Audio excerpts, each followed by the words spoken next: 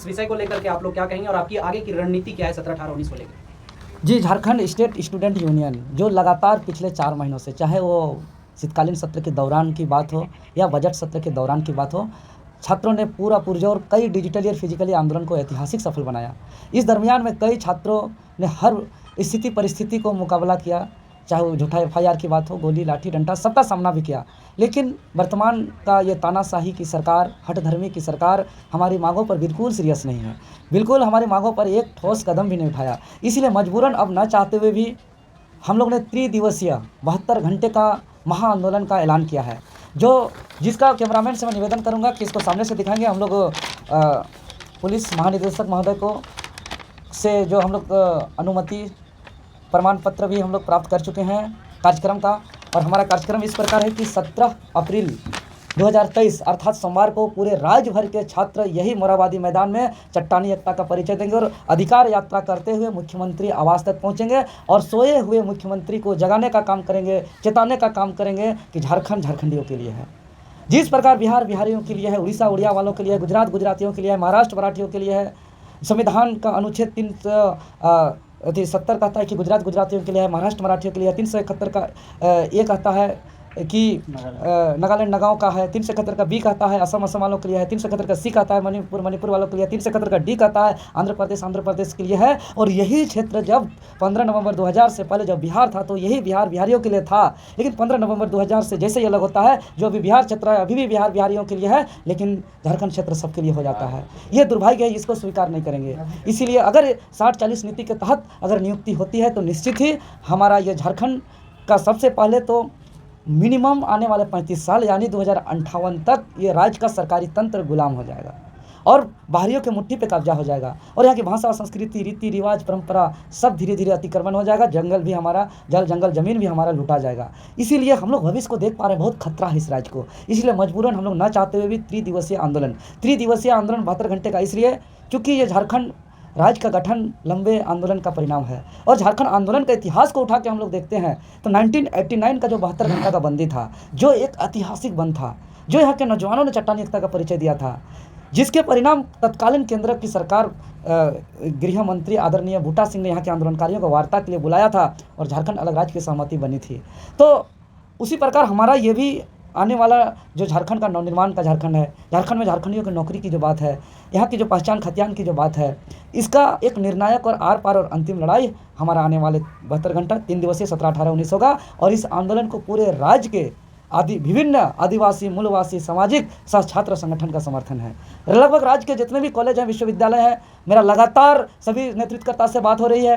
मेरा कोल्हान प्रमंडल की नेतृत्वकर्ता की बात हो, संथाल परगना की नेतृत्वकर्ता की बात हो, या पलामू प्रमंडल की नेतृत्वकर्ता की बात हो, उत्तरी छोटानागपुर की नेतृत्वकर्ता की बात हो या दक्षिणी छोटानागपुर नेतृत्वकर्ता की बात हो, सबका कहना है कि आने वाले दिनों में अगर हम लोग इस नीति को के खिलाफ नहीं लड़ेंगे, इसको नहीं रोकेंगे तो हमारा भविष्य खतरा में हो जाएगा। क्योंकि 2016 का नियुक्ति का रिजल्ट को जो सामने देख के भूल नहीं पा रहा है, जैसे कि 56 सीट में 51 सीट बाहरी का, जो है कि 1, 2 से 61 में 60 सीट बाहरी का केमिस्ट्री पे। इस तरह का तमाम कई ऐसे सब्जेक्ट हैं जो टोटल भी अनारक्षित सीट बाहरी पे जा चुका है।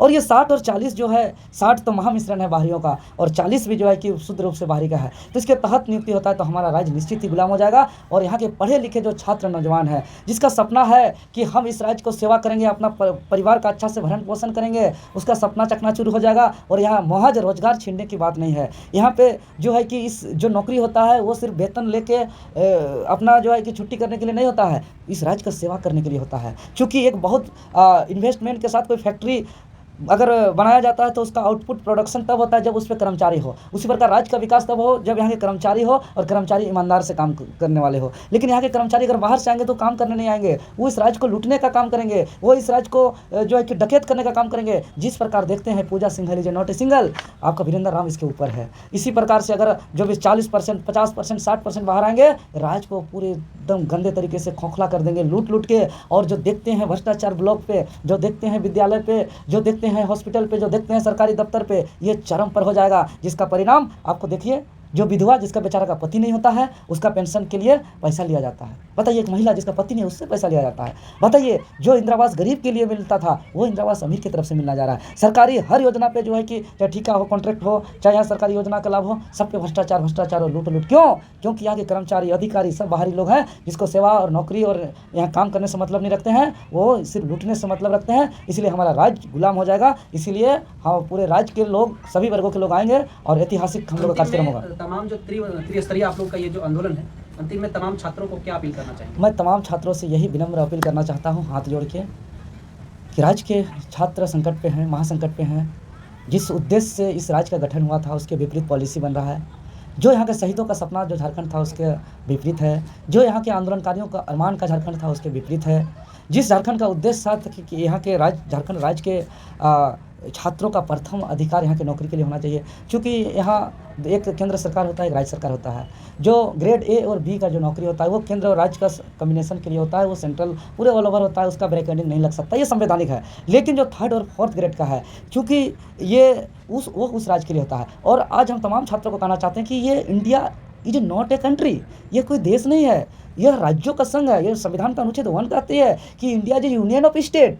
इसीलिए हम एक राज्य सरकार को वोट देते हैं, केंद्र सरकार को वोट देते हैं। और राज्य सरकार का 7वीं अनुसूची में उसका अधिकार है, प्रावधान है कि वो हम इस राज्य के जो वंचित हैं, शोषित हैं, पीड़ित हैं, जो दबे कुचले हैं, उसको अवसर प्रदान करना, जो नहीं दिया जा रहा है। तो ये लड़ना, यहाँ नौकरी करना आपका हक है, अधिकार है। इसलिए आपको आगे आइए, इस संघर्ष को अंजाम तक पहुँचाइए। हम लोग हर मुकाबला को झेल के इस लड़ाई को लड़ रहे हैं, लेकिन ये लड़ाई तभी हमारा सार्थक होगा जब आप आएंगे, जब आपका चट्टानी एकता का परिचय होगा। इसलिए आप लोग आइए और चट्टानी एकता का परिचय दीजिए, यही मेरा अपील होगा। बहुत बहुत धन्यवाद।